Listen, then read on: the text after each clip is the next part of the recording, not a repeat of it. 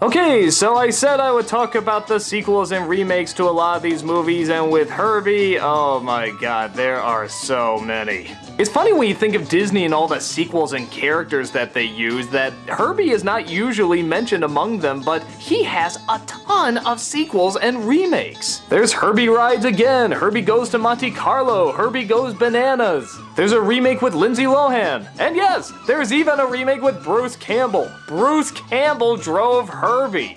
It's so friggin' weird.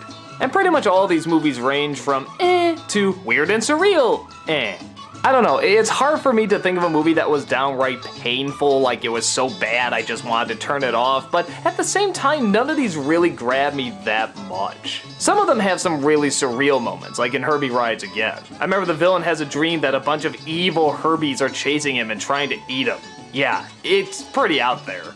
But after that, they all kind of gel together. It's somebody discovering the car is alive, trying to convince themselves it's not alive, but coming around to realizing it is alive and trying to convince other people that it's alive, them not believing, and then coming around, winning some races, hijinks ensue. I don't know. In all honesty, the idea only had possibility for one movie, and even then, it wasn't really that much possibility. They just kind of got lucky in how goofy it was, and how much passion they put into it.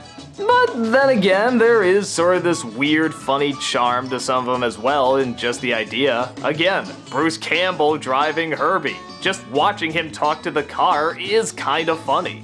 But really, that's just kind of a kitsch thing, like, oh, isn't it funny if you know who Bruce Campbell is and know what Herbie is to see them together talking, but yeah, that's not really enough to make it last throughout an entire movie.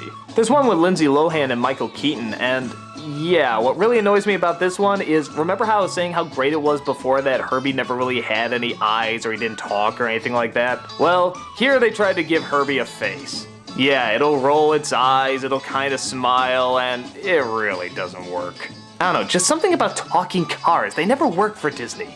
I think it's more fun if you just kind of guess what the car is feeling and you kind of put your own emotions onto it. But when we actually see it react to something, it's pretty dumb.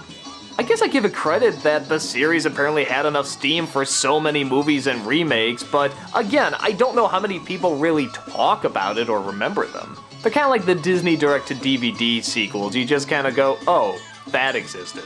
And again, I don't recall any that were like a sin against nature bad, but I don't think any really require that much of a viewing. If you're gonna check them out, I'd say do it just for mere curiosity. Don't expect to get anything that great out of it. If you do have that curiosity, go and find out for yourself.